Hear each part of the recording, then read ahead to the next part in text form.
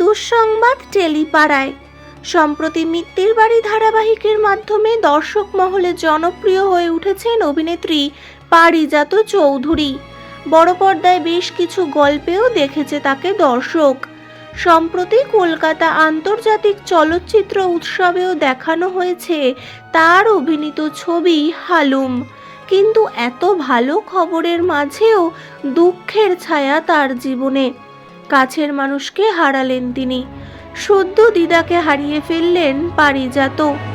সবচেয়ে কাছের মানুষকে হারিয়ে কান্নায় ভেঙে পড়েছেন নায়িকা।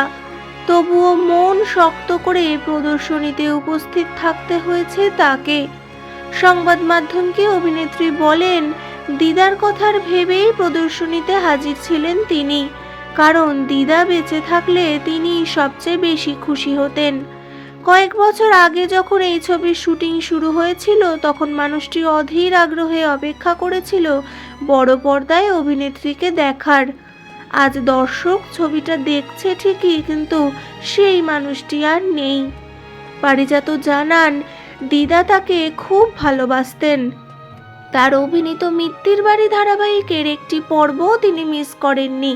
দিদাকে হারিয়ে অনেকটা একা হয়ে গেলেন টেলি অভিনেত্রী পারিজাত চৌধুরী।